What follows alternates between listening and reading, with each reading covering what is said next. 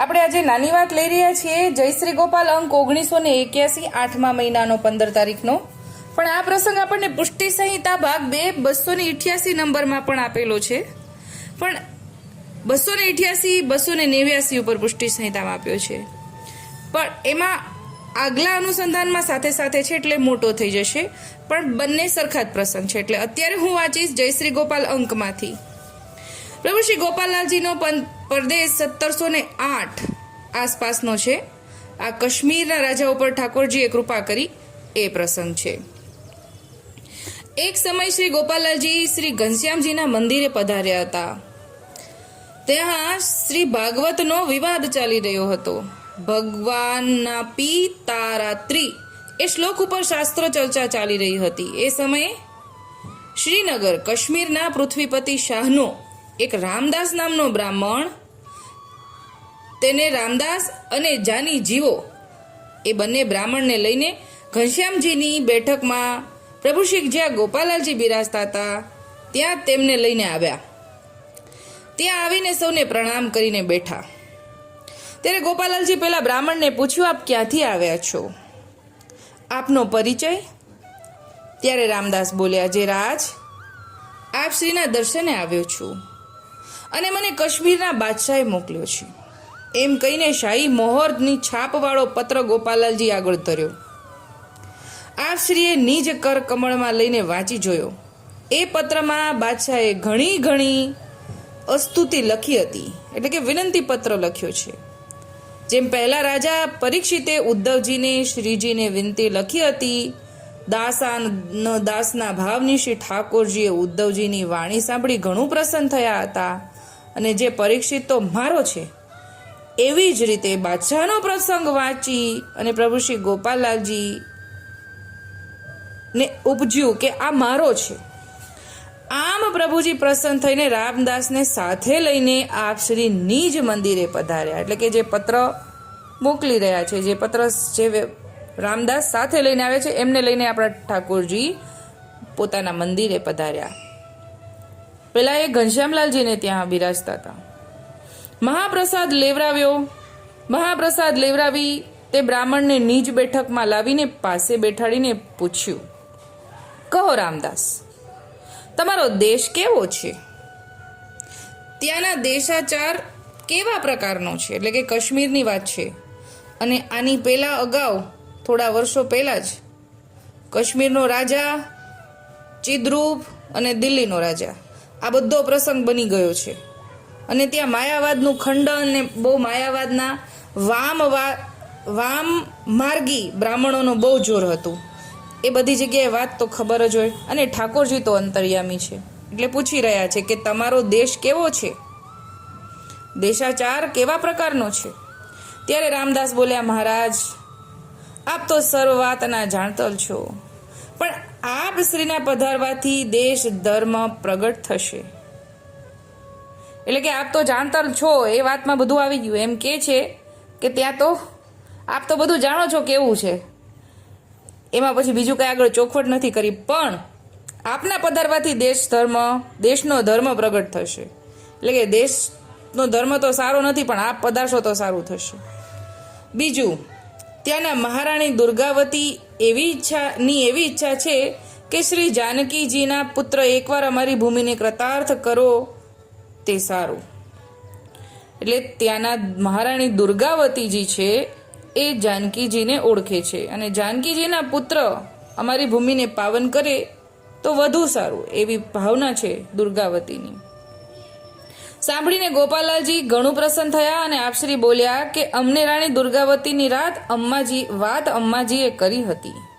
એટલે કે જાનકીજી ગોપાલલાલજીના માતુશ્રી પાસેથી રાણી દુર્ગાવતીની વાત સાંભળેલી છે ગોપાલલાલજીએ, અને કહેવા લાગ્યા કે રામદાસ, તમો આવીએ બહુ સારું થયું, પણ હું અત્યારે શું કરું? હું અત્યારે આવી નહીં શકું। અમને તો સોરઠના રાજા ખીમાજી જેઠવાએ બોલાવ્યા છે, માટે હાલ તો અમે નહીં આવીએ, તમો અમારો પત્ર લઈને જાઓ। એમ કહીને તે બ્રાહ્મણને વિદાય કર્યો અને શ્રીમુખે કહ્યું, જે તમારા મહારાજને અમારા આશીર્વાદ કહેજો।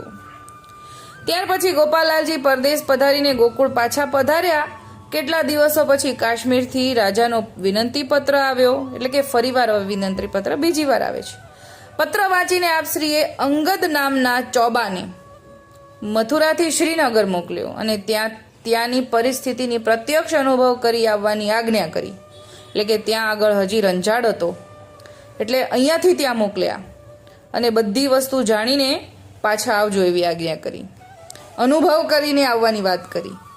રાજા માટે પ્રસાદ, ચોપડા, ચોકી સમેત એક પત્ર સહિત રવાના કર્યો કે રાજા માટે આટલી બધી વસ્તુ પાછી ત્યાં અહીંયાથી મોકલે છે ઠાકોરજી. અંગદ થોડા દિવસે શ્રીનગર પહોંચ્યો.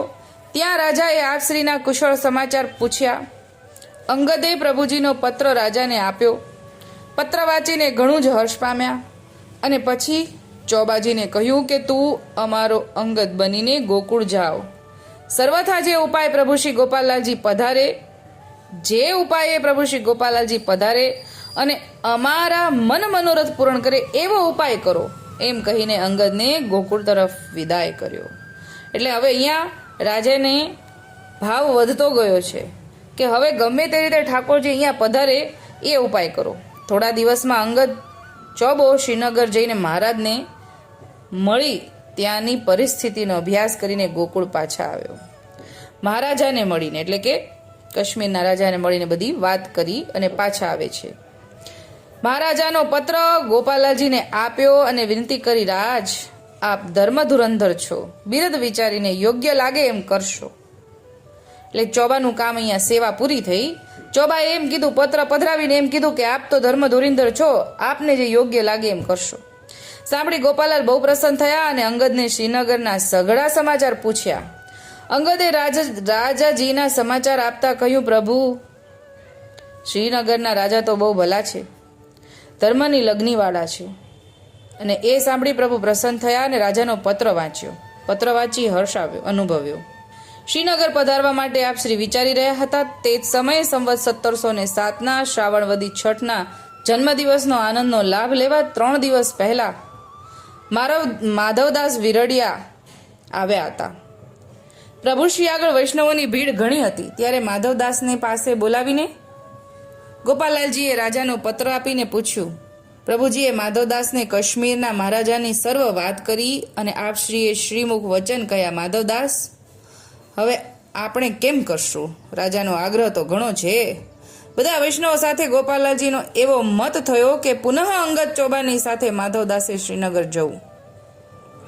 એટલે હવે અંગદ ચોબાની સાથે માધવદાસને મોકલો એવી બધા વિનંતી કરે છે ઠાકોરજીને. અને ત્યાંથી રીતભાતનો અભ્યાસ કરીને આવ્યા પછી જ ત્યાંના પ્રદેશનો નિર્ણય કરવો. એટલે ઠાકોરજીને ઘણો પરિશ્રમ પડે. જો ત્યાં આટલો બધો માયાવાદી અને વામવાદી બ્રાહ્મણોનો ત્રાસ હોય ને તો ઠાકોરજીને બહુ પરિશ્રમ પડે. એટલે બધા વૈષ્ણવોની પણ વિનંતી છે કે હજી એકવાર મોકલો. પ્રભુજીનો આ નિર્ણય માન્ય રાખી માધવદાસ અંગદ ચોબાને સાથે લઈ જઈને ભાદરવા સુદ બીજને દિને ચાલ્યા અને ભાદરવા સુદ ત્રીજને દિવસે શ્રીનગર પહોંચ્યા. ત્યાં જઈને મહારાજાને મળીને ગોપાલાલનો કુશળ પત્ર આપ્યો. મહારાજાએ પ્રભુજીનો કુશળ પત્ર લઈને મસ્તકે ચડાવ્યો અને ઘણા જ વિનય કરીને વારણા લીધા અને ત્યારબાદ પ્રધાનને તેડાવીને પત્ર વંચાવ્યો. પત્ર વાંચી પ્રભુના સમાચાર પૂછ્યા અને સોરઠના પ્રદેશના રાજાના સમાચાર પૂછ્યા. અંગદ ચોબો રાજાને કહેવા લાગ્યો કે રાજાના માધવદાસ આપણા ધણી એવા ગોપાલાલના અંગત માણસ છે. એટલે હવે ચોબા તો એકવાર મળી ચૂક્યા છે રાજાને, એટલે હવે પહેલા કરતાં વધુ ઓળખાણ થઈ ગઈ છે. એટલે હવે ચોબાજી માધવદાસ વિરડિયાની ઓળખાણ કરાવે છે કે આ તો ઠાકોરજીના અંતરંગ છે. એટલે હવે આપ એમની સામે વાત કરો અને તિથિનો નિર્ણય કરો. તે નક્કી કરશે માગસર મહિના પછી, તો આવતે વર્ષે વાત જશે. એટલે કે આ ભગવતી સાથે વાત કરીને વહેલી તકે વાત કરો, નહીં તો આવતા વર્ષે વાત જશે. મહારાજે ચોબાની વાતનો મર્મ સમજીને પંડિત યશોધર સાથે ચર્ચા કરીને મુહૂર્ત કઢાવ્યું. તો માગસર મહિનાનું મંગળ મુહૂર્ત આવ્યું. પછી પરસ્પર વિચાર કરીને માર્ગના આવતા જતા 15 થી 20 દિવસ રાખીને, એટલે કે ઠાકોરજી પધારે રસાલા સાથે પધારતા હોય તો આટલો સમય તો લાગે, આવવાના જવાના 15 થી 20 દિવસ રાખીને પંડિત યશોધર પાસે વિનંતી પત્ર લખાવીને માધવદાસના હાથમાં આપ્યા અને ગોપાલાલજીને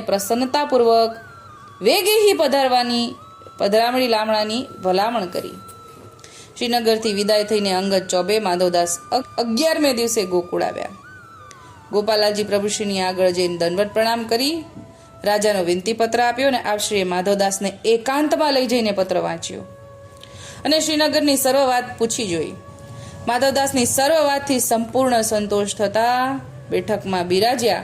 ઠાકોરજી બેઠકમાં પધાર્યા. દેવકીનંદન પંડ્યાને બોલાવીને શ્રીનગરના પરદેશનું મુહૂર્ત નક્કી કર્યું અને 1708ના માગસર સુધી તેરસના દિવસે એક ઘડી દિવસ ચડતા નિકટવર્તી વૈષ્ણવોને તેમજ સેવક ટહેલવા વાળાઓને સાથે લઈને શ્રીનગર 16મો પરદેશ કરવા આપશ્રીએ મંગલ પ્રયાણ કર્યું.